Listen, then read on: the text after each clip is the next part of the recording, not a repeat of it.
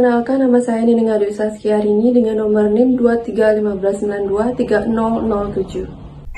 Halo, perkenalkan nama saya Dewa Gede Agus Bayu, absen nomor 3. Perkenalkan, nama saya Nikade Ayu Tirtayanti, absen 24.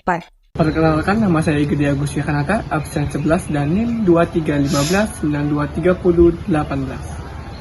Halo, perkenalkan nama saya Nilo Ayu Raditanuari, nomor absen 10.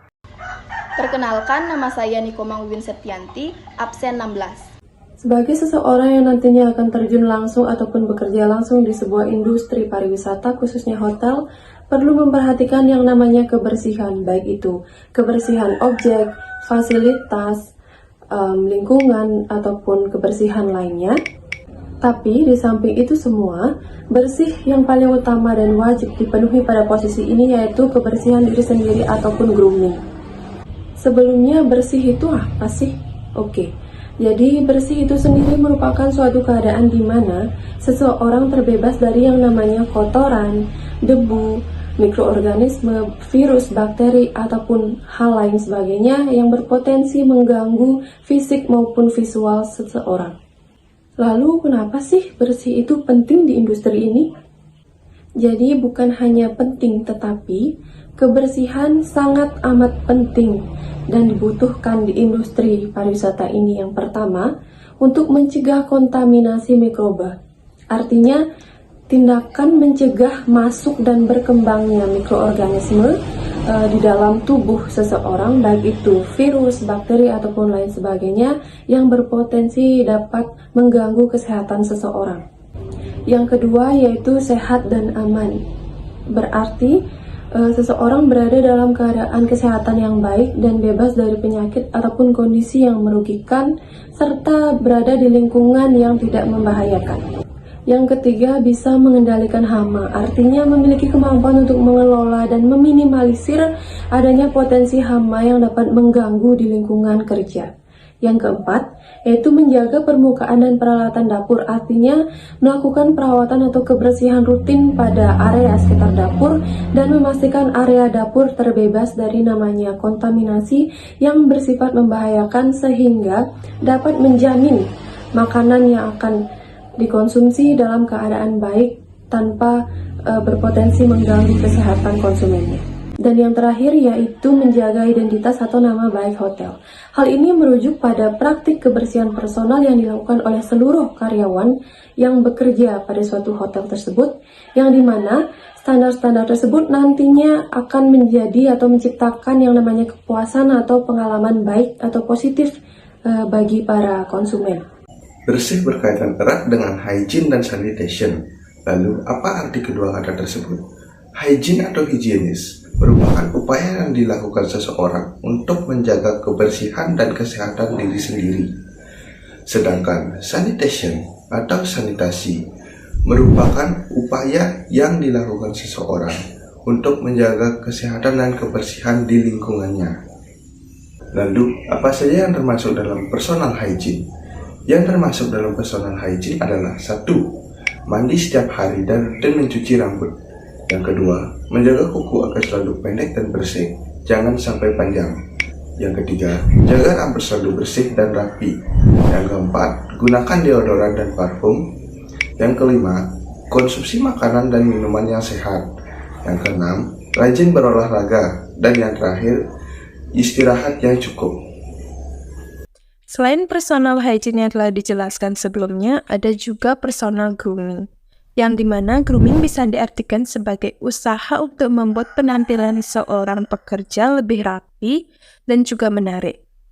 Adapun berbagai hal yang meliputi personal grooming, diantaranya yang pertama pada pakaian. Pakaian harus selalu bersih, rapi, dan juga selalu menggunakan pakaian yang sudah disetrika.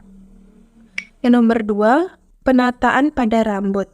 Penataan rambut pada wanita itu selalu bersih, rapi, rambut tidak menutupi wajah. Bisa juga menggunakan aksesoris rambut seperti bando ataupun jepit yang tidak terlalu mencolok. Dan untuk rambut yang panjang bisa diikat dengan rapi dan juga menggunakan hairnet. Sedangkan penataan rambut pada pria harus selalu bersih, rapi, potongan rambut tidak melewati telinga maupun kerah baju. Selain itu, pada pria juga tidak boleh berkumis, berjenggot, dan juga berjambang. Selanjutnya yang nomor 3 yaitu meliputi kuku pada tangan, di mana kuku harus selalu dipotong pendek, bersih, dan tidak menggunakan cat kuku. Yang keempat, perhiasan, yaitu kita tidak boleh menggunakan perhiasan secara berlebihan. Nomor 5, yaitu make up. Untuk wanita, diharuskan menggunakan make up yang natural dan juga tidak minor. Yang nomor 6, yaitu parfum. Diusahakan menggunakan parfum yang berbau soft dan juga tidak keras. Dan yang terakhir yaitu meliputi sepatu, di mana sepatunya harus bersih, rapi, dan juga selalu disemir. Jika kita bekerja di kitchen, kebersihan dan kesehatan makanan adalah yang utama. Salah satunya cara menjaga kebersihan dan kesehatan makanan yaitu dengan mencuci tangan. Kapan kita perlu mencuci tangan? Kita perlu mencuci tangan ketika yang pertama, setelah menggunakan toilet. Yang kedua, setelah menutup mulut, batuk, atau menutup hidung saat sneezing. Yang ketiga, setelah makan, minum, dan merokok. Yang keempat, setelah memegang sesuatu yang kotor. Yang kelima, setelah memegang daging mentah. Yang keenam, setelah membuang sampah. Yang ketujuh, setelah memegang uang. Dan sebagainya. Di sini saya akan mempraktekkan cara mencuci tangan yang baik dan benar. Sebelum itu, mencuci tangan yang baik dan benar itu merupakan salah satu standar dari personal hygiene. Yuk terapkan 11 langkah cuci tangan pakai sabun. Yang pertama, basahi tangan dengan air bersih.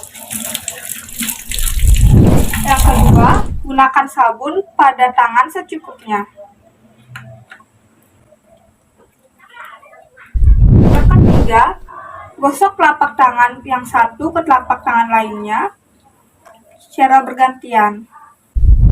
Keempat, gosok punggung tangan dan sela jari secara bergantian.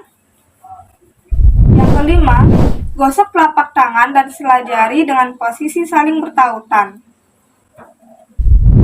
Yang keenam, gosok punggung jari ke telapak tangan dengan posisi jari saling bertautan. Yang ketujuh, genggam dan basuh ibu jari dengan posisi memutar. Lakukan pada tangan lainnya. 8. Gosok bagian ujung jari ke telapak tangan agar bagian kuku terkena sabun. 9. Gosok tangan yang bersabun dengan air bersih yang mengalir. 10. Keringkan tangan dengan lap sekali pakai atau tisu.